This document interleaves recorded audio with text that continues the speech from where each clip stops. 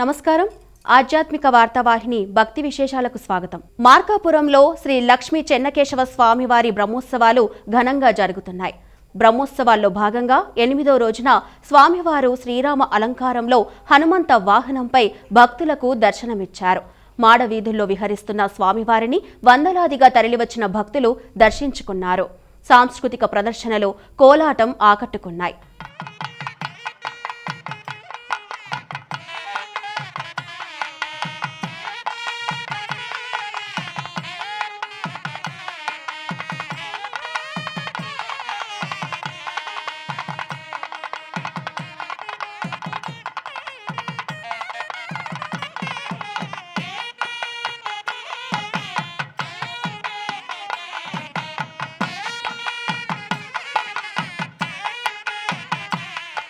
మార్కాపురంలో శ్రీ లక్ష్మీ చెన్నకేశవ స్వామివారి బ్రహ్మోత్సవాల్లో భాగంగా ఉదయం స్వామివారి మూలమూర్తిని సుగంధభరితమైన చందనంతో అలంకరించారు. ఈ చందన అలంకరణ అత్యంత పవిత్రమైనది. విశేష పర్వదినాలలో స్వామివారిని చల్లబర్చడానికి చందనాన్ని ఉపయోగిస్తారు. పలు ప్రాంతాల నుంచి తరలివచ్చిన భక్తులు స్వామివారిని దర్శించుకున్నారు.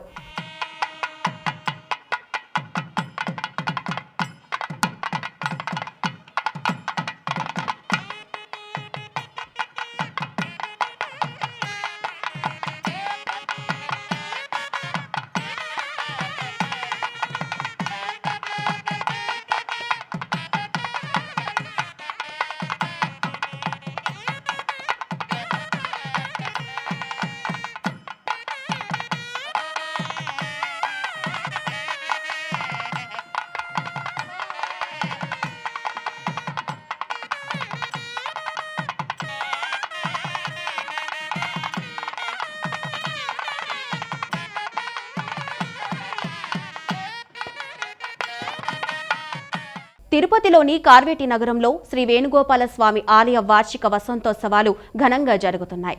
ఉత్సవాలలో భాగంగా రుక్మిణి, సత్యభామ సమేత శ్రీ వేణుగోపాల స్వామివార్లకు స్నపన తిరుమాంజనం నిర్వహించారు.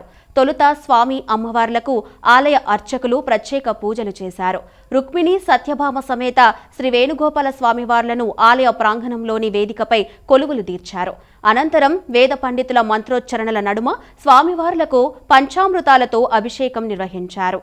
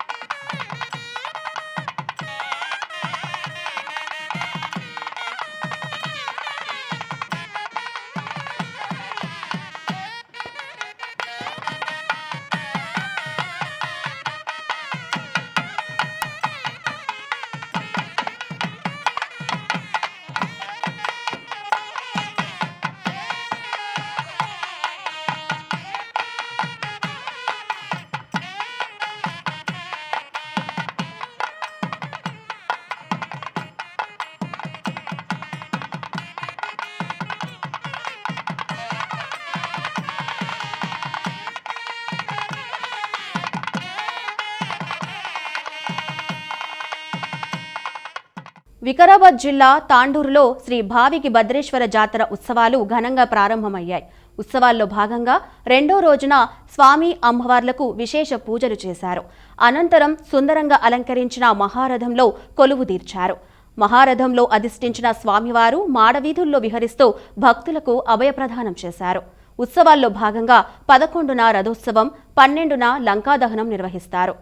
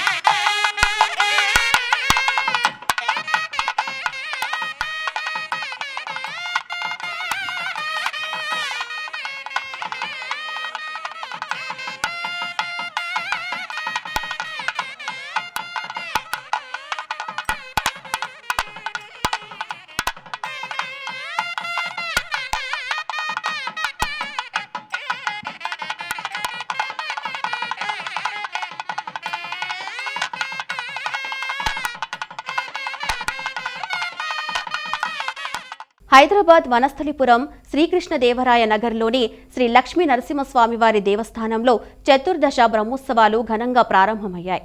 ఉత్సవాల్లో భాగంగా స్వామి అమ్మవార్లకు విశేష పూజలు చేశారు. అనంతరం అష్టోత్తర కలశాలతో స్వామివారిని అభిషేకించారు. భారీగా తరలివచ్చిన భక్తులు స్వామివార్లను దర్శించుకున్నారు. ఈ ఉత్సవాలు ఈ నెల 12వ తేదీ వరకు కొనసాగుతాయి. సింహాచలం శ్రీ వరాహలక్ష్మీ నరసింహస్వామి వారి సన్నిధిలో స్వర్ణ పుష్పార్చన జరిగింది. గురువారాన్ని పురస్కరించుకొని ఆర్జిత సేవల్లో భాగంగా స్వర్ణ పుష్పార్చన కార్యక్రమాన్ని వైభవంగా నిర్వహించారు. ఆలయ అర్చకులు స్వామివార్ల ఉత్సవ మూర్తులను సర్వాంగ సుందరంగా అలంకరించి కళ్యాణ మండపంలోని వేదికపై అధిష్ఠించారు. బంగారు సంపెంగ పుష్పాలతో అష్టోత్తర శతనామార్చన నిర్వహించారు.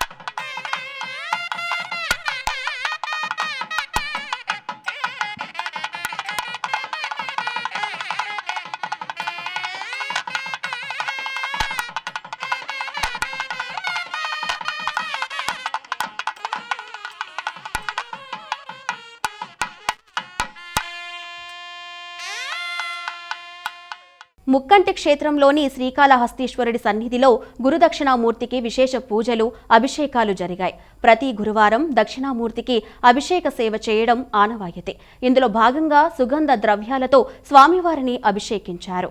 ఈ కార్యక్రమంలో భక్తులు పాల్గొని స్వామివారిని దర్శించుకున్నారు.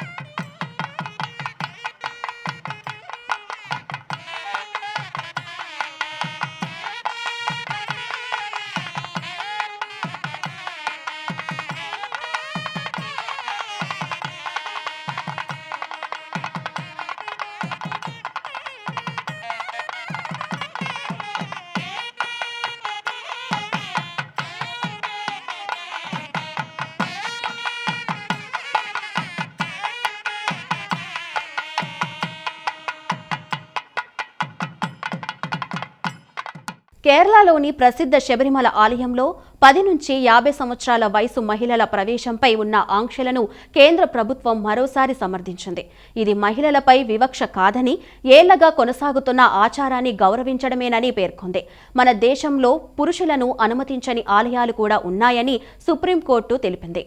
శబరిమల ఆలయం సహా ప్రార్థన స్థలాల్లో మహిళలపై వివక్ష కేసుపై సుప్రీంకోర్టు 3వ రోజు విచారణ కొనసాగించింది.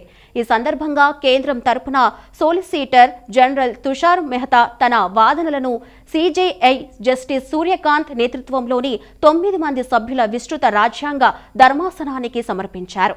ఇందులో పలు ఆలయాలను ప్రస్తావించారు. శబరిమలలో 10 నుంచి 50 ఏళ్ల మహిళల ప్రవేశంపై ఉన్న నిషేధాన్ని ఎత్తివేస్తూ 2018లో సుప్రీంకోర్టు చారిత్రాత్మక తీర్పు వెలువరించింది. ఈ వయసు మహిళలకు ఆలయంలోకి ప్రవేశం నిరాకరణ అంటరానితనంగా రాజ్యాంగ అధికరణం 17కు ఉల్లంఘనగా ఉందని నాడు అత్యున్నత న్యాయస్థానం అభివర్ణించింది. అయితే ఈ తీర్పుపై సుప్రీంకోర్టులో పలు రివ్యూ పిటిషన్లు దాఖలయ్యాయి. దీంతో ఆ అంశాన్ని విస్తృత ధర్మాసనానికి బదిలీ చేస్తూ 2019 నవంబర్లో నాటి సిజేఐ రంజన్ గొగోయ్ నిర్ణయం తీసుకున్నారు. తాజాగా దీనిపై సుప్రీంకోర్టులో విస్తృత రాజ్యాంగ ధర్మాసనం విచారణ జరుపుతోంది.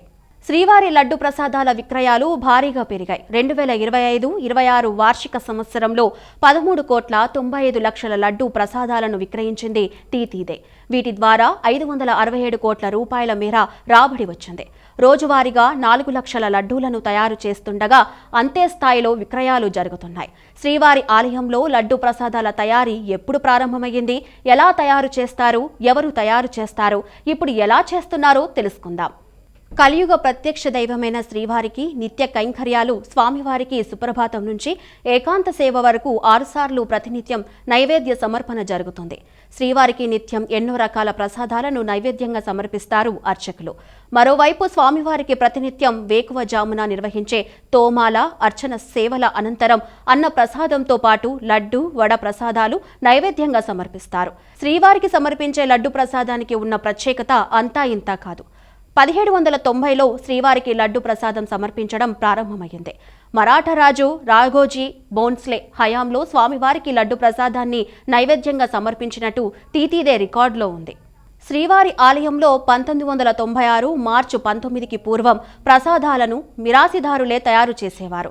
51 లడ్డూలను తయారు చేస్తే మిరాషిదారులకు 2 లడ్డూలను ఉచితంగా ఇచ్చేవారు. మిగిలిన 49 లడ్డూలను భక్తులకు విక్రయించేవారు. 1996లో మిరాషి వ్యవస్థను రద్దు చేయడంతో లడ్డు ప్రసాదాల తయారీ బాధ్యతను టీటీదే స్వీకరించింది. అప్పటి వరకు మిరాషి గమేకారుల దగ్గర ఉన్న 153 మంది పోర్టు కార్మికులను టీటీదే పరిధిలోకి తీసుకొచ్చారు. ఆ తర్వాత శ్రీవారి దర్శనానికి విచ్చేసే భక్తుల సంఖ్య ఎప్పటికప్పుడు పెరుగుతూ ఉండడంతో లడ్డు ప్రసాదాలకు గిరాకీ పెరిగింది. దీనితో లడ్డు తయారీని కూడా పెంచాల్సిన పరిస్థితి ఏర్పడడంతో 2006 నుంచి అవుట్సోర్సింగ్ విధానంలో పోర్టు కార్మికులను నియమించడం ప్రారంభించింది టీటీదే. దీనితో ప్రస్తుతం లడ్డు ప్రసాదాల తయారీలో 700 మంది పోర్టు కార్మికులు విధులు నిర్వహిస్తున్నారు. స్వామివారి లడ్డు ప్రసాదం తయారీకి టీటీదే ఆవు నెయ్యి, శనగపిండి, చక్కెర, ముంతమామిడి పప్పు, ఎండు ద్రాక్ష, కలాకండ వినియోగిస్తుంది. భక్తులకు రుచికరమైన, నాణ్యమైన లడ్డు ప్రసాదం అందించే దిశగా టీటీదే ఎప్పటికప్పుడు చర్యలు తీసుకుంటోంది. లడ్డు ప్రసాద తయారీలో వినియోగించే ముడి సరుకుల నాణ్యతను కూడా బాగా పెంచింది. లడ్డు ప్రసాద తయారీలో వినియోగించే 9 పదార్థాల నాణ్యతను గుర్తించేందుకు యంత్రాలను ఏర్పాటు చేయించారు. ముడి సరుకుల కోసం టీటీదే గతంలో 480 కోట్లు వెచ్చిస్తుండగా నాణ్యత ప్రమాణాలు పెరగడంతో ప్రస్తుతం ముడి సరుకుల కొనుగోలుకే ఏడాదికి 1000 కోట్లు ఖర్చు పెడుతోంది. దీంతో స్వామివారి లడ్డు ప్రసాదాల నాణ్యత పెరిగింది. నాణ్యత పెరగడంపై భక్తులు ఆనందం వ్యక్తం చేస్తున్నారు. అఖిలాండ కోటి బ్రహ్మాండ నాయకుడైన శ్రీ వెంకటేశ్వర స్వామిని దర్శించుకునేందుకు తిరుమలలో భక్తుల రద్దీ కొనసాగుతూనే ఉంది. ఈ వారంలో గత 3 రోజుల్లో 2,24,000 మందికి పైగా భక్తులు శ్రీ శ్రీనివాసుని దర్శించుకున్నారు. అంటే సగటున 74 లక్షల మందికి పైగా స్వామివారి దర్శనం లభిస్తుంది. భక్తుల రద్దీకి అనుగుణంగా హుండీల్లో కానుకలు కూడా పెరుగుతున్నాయి.